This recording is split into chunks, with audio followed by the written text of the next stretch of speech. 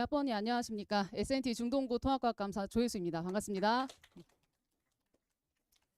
네, 저에게 할당된 15분 동안 제가 꼭 알려드려야 할 정보, 학부모님께서 꼭 필요한 정보 위주로 전달드리고 빠르게 마무리 짓도록 하겠습니다. 네, 간단하게 제 소개를 먼저 드리면 제가 조금 젊어 보이게 생기긴 했지만 실은 11년 전에 학교에서 근무를 했었고요. 한 과중학교, 그다음에 이제 포스코고라는 자사고에서 이제 통합과학이랑 화학을 가르쳤었고 그 이후로 11년 동안 이제 여기에 있는 이제 학원들에서 고1 통합과학 그리고 고2 화학을 가르쳤었습니다. 저희 아이들한테 20대라고 뻥쳤는데 다 들키겠네요. 여기 많이 앉아 있어서.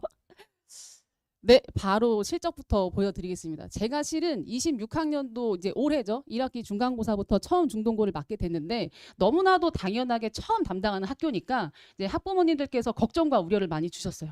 네, 결론부터 말씀드리자면 교내 100점이 한 5명 정도로 예상되는데 100점 배출했고요.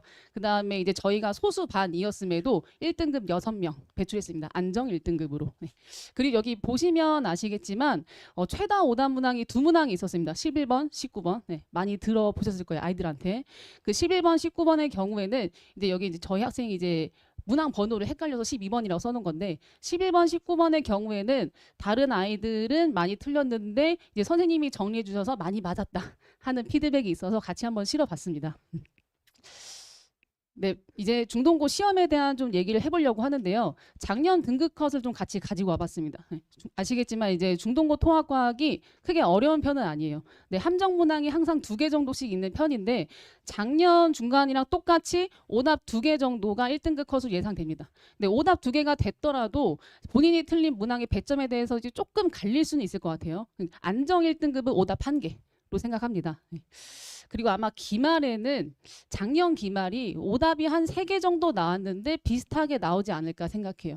왜냐면 이번 시험지를 봤을 때도 중동고가 되게 안정형을 추구하는 문항을 많이 내는 편인데 똑같이 냈습니다. 뒤에서 시험지 분석을 해드릴 건데 바로 넘어갈게요. 네, 바로 넘어가면 네, 여기 펴주시겠습니까? 네. 문항이 각각에서 물리가 뭐 11개, 화학이 8개, 뭐 생명과학 4개, 지구과학 7개 나왔는데 작년 1학기 중간고사도 똑같이 나왔습니다. 왜냐하면 범위 자체가 아예 똑같거든요. 범위도 똑같고 문항 수도 똑같고요. 네. 문항 배치도 똑같았습니다. 네. 안정형을 추구하는 게 여기서 더 티가 나요. 작년에 개정된 통합과학을 처음 시행하면서 안정형 위주의 선생님들이 나와 있는 포맷을 그대로 내용만 바꾼 셈입니다. 기말도 같은 형식이지 않을까 생각이 들어요. 그리고 범위는 아예 같기는 했지만 예를 들어서 물리의 경우에는 최다 오답 문항이 하나가 물리에서 나왔었는데 이전에는 우리 학생들은 알 거예요. 작년 중간고사에는 물리가 11개가 나와도 다 이론밖에 없었어요. 텍스트, 정의, 개념 밖에 없었는데 처음으로 단순 계산이 나오긴 했어요. 10의 마이너스 뭐 10몇 승, 뭐 10의 마이너스 몇 승, 단순 계산하는 것들이 있었는데 거기서도 이제 공부를 이제 얄팍하게 한 친구들은 좀 많이 틀리기도 했고요. 근데 이거를 저는 이거 어떻게 생각하냐면 작년에는 개념 텍스트만 내다가 어쨌든 여기서 산수적인 거, 계산적인 걸 낸다? 그럼 기말에서 물리가 들어가거든요. 그 물리 계산이 좀 더 복잡해지지 않을까 생각이 듭니다. 작년이랑 똑같이 낼 수 없기 때문에. 작년 물리는 쉬웠거든요. 그다음에 화학은 제가 빨간색으로 해놨는데 화학은 작년의 경우에는 여기서 어려운 문항이 나왔었는데 나오진 않았어요. 대신 어려운 건 아니어도 최다 오답 문항이 나왔습니다. 저희 학생들은 알 텐데 선생님이 학교에서만 언급하신 내용이 나왔어요. 그 문항을 뒤에서 또 따로 정리해 드리도록 하겠습니다. 그 다음에 이제 저희 이거 학생들 참고하라고 담은 문항별 분석인데요.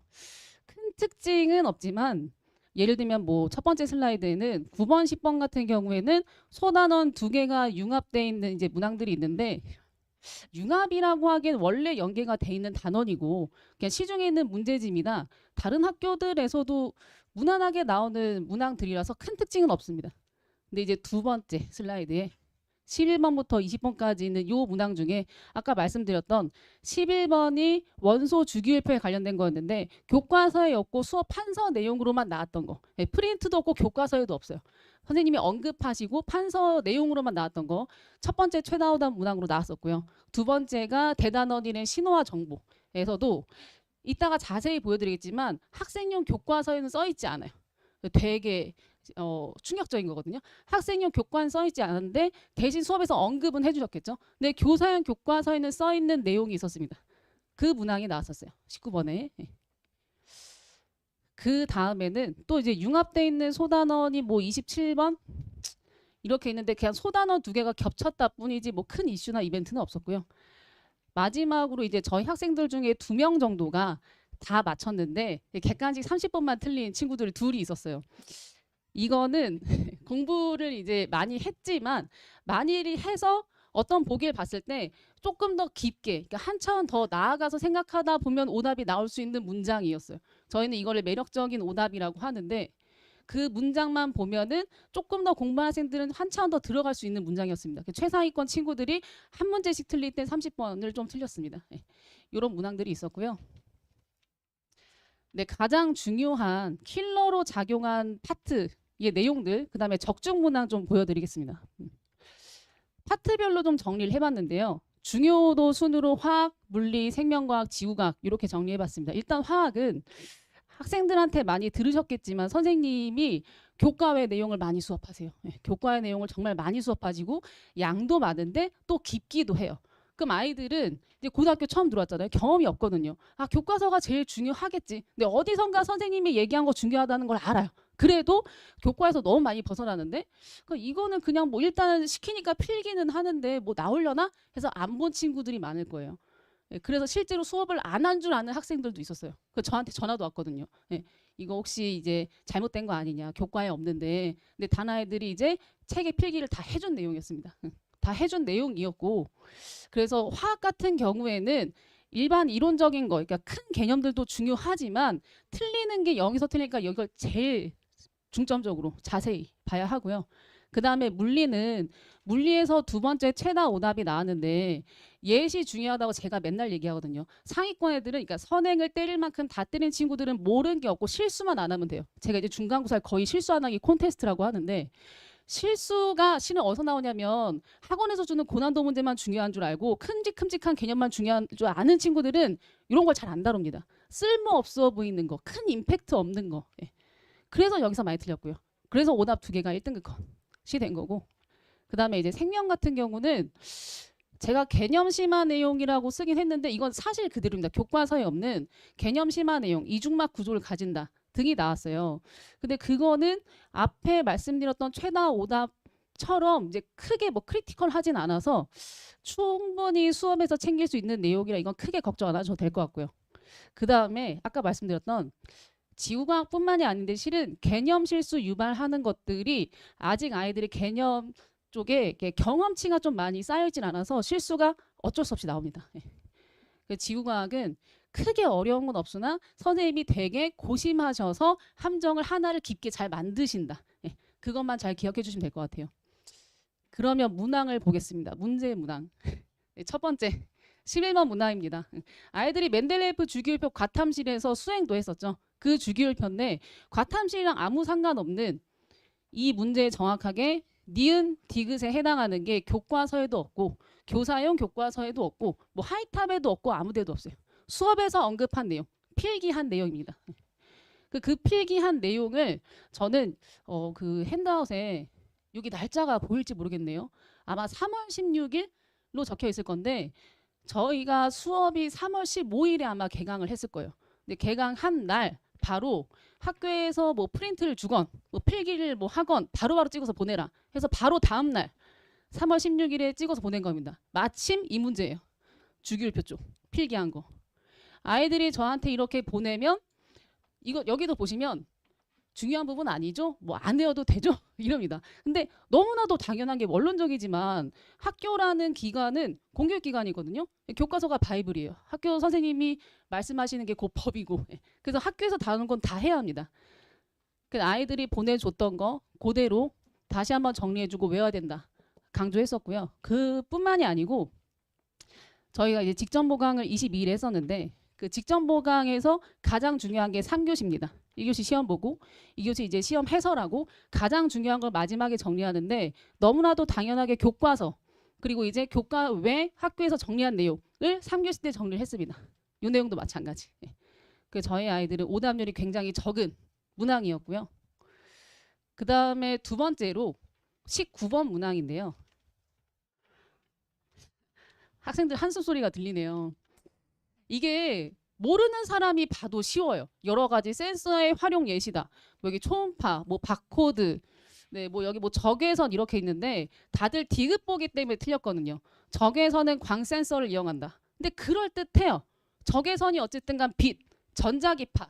그러니까 광에 대한 거, 광 센서를 이용하나 싶을 거예요. 근데 이게 교사용 교과서를 따로 준비하지 않은 친구들은 불리할 수밖에 없는 게 이게 지금 저희 중동고 졸업생 중에 2호학번 서울대 의대에 들어간 조교 선생님이 작업해 주시는 교과서 빈칸 자료인데요. 이게 적외선입니다. 예. 여기 적외선 센서에서 교사용 교과서니까 빈칸이 하나 더 있어요. 그러니까 텍스트가 하나 더 있는 거죠. 그 빈칸을 뚫어서 준 거고 저희 준비한 아이들은 각각의 예시마다 어떤 센서들이 쓰이는지 눈으로 보고 외울 수 있어요.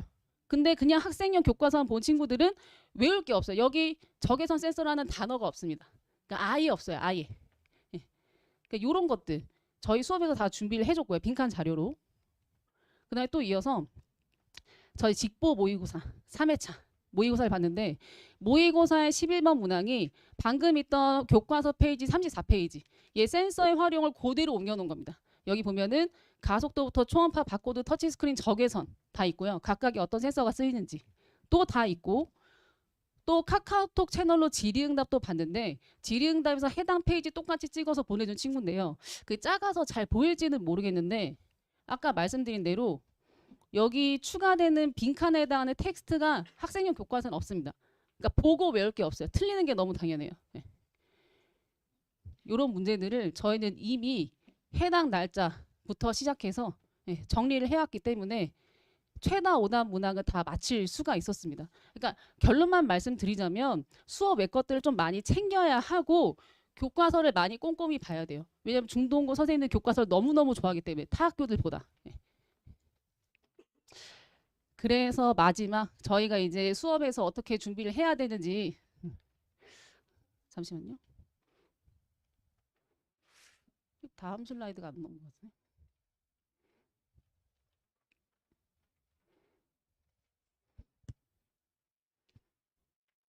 이 다음 슬라이드가 있는데 그 다음 슬라이드가 안 되네요.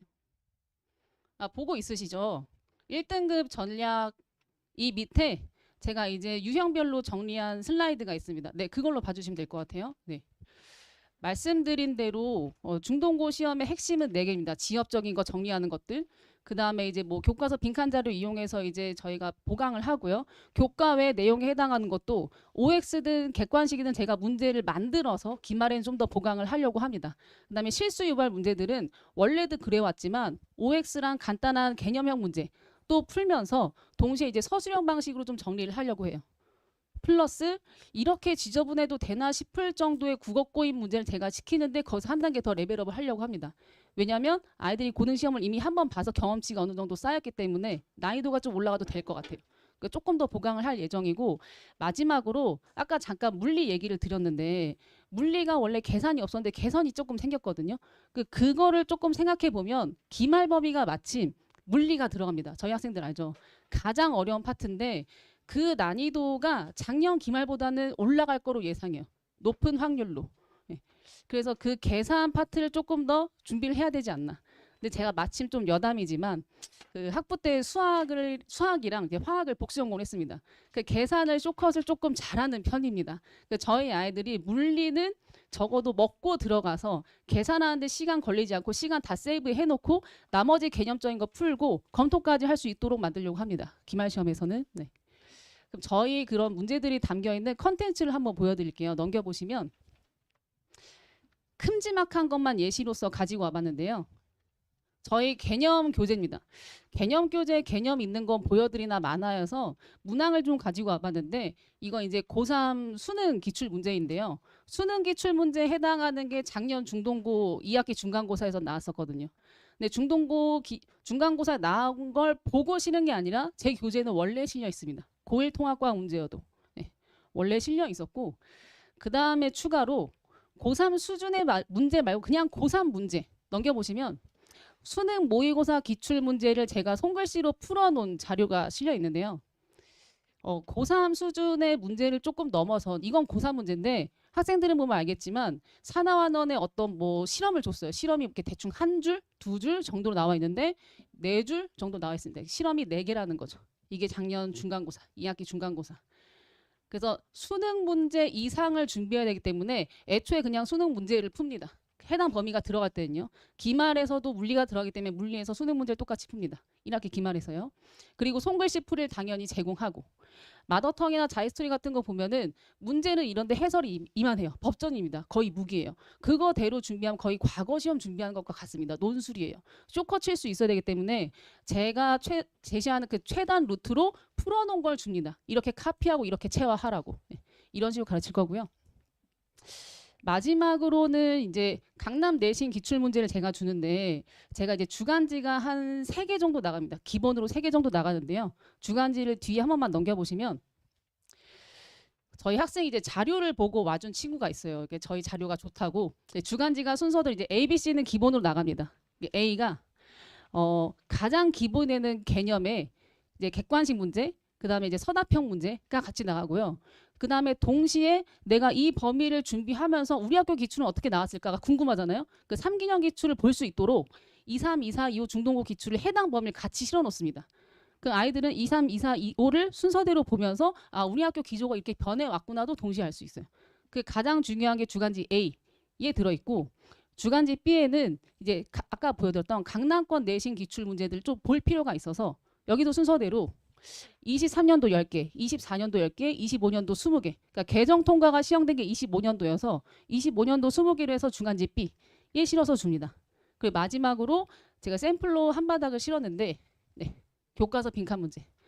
저는 다 중요하죠. 다 중요한데 중동고는 이게 가장 중요하다고 얘기하고 싶습니다. 네. 이것 때문에 등급컷이 갈리니까 교과서 빈칸 자료. 네. 교과서 좀 많이 디테일하게 봐야 되고요. 그 다음에 마지막으로 실전 모의고사를 3회 진행합니다. 실은 중간 때 4회를 진행하긴 했는데 제가 지학사를 배경으로 그러니까 하나하나 만든 거는 요 모의고사예요. 3회. 다른 데는 2회 정도 본다는 것 같더라고요. 저희는 3회 아니면 좀 더 시간이 된다면 4회 정도 진행을 할 예정입니다. 마지막으로 저희 준비되어 있는 시간표 전달 드리고 마무리 지을게요. 저희 준비한 시간표가 5월 17일 일요일 개강하는 6시 시간표입니다. 정확하게 이제 정규 수업 6번, 직보 1번, 그 다음에 야간 클리닉 또 같이 진행할 예정이고요. 그 중간에 쉬는 기간이 너무 길어서 5월 특강으로 아까 말씀드렸던 물리를 또 진행을 하려고 합니다. 그러니까 등가속도 파트, 그 다음에 운동량, 충격량 파트에서 저희 아이들이 시간만 된다면 기말 대비 조금 더 수월하게 진행할 수 있게 보내주시면 좋을 것 같아요. 네. 그다음에 여기 제 핸드폰 번호가 있는데 상담 필요하시면 언제든 연락 부탁드리겠습니다. 네, 제가 준비한 시간은 여기까지여서요. 여기까지 마무리하도록 하겠습니다. 감사합니다.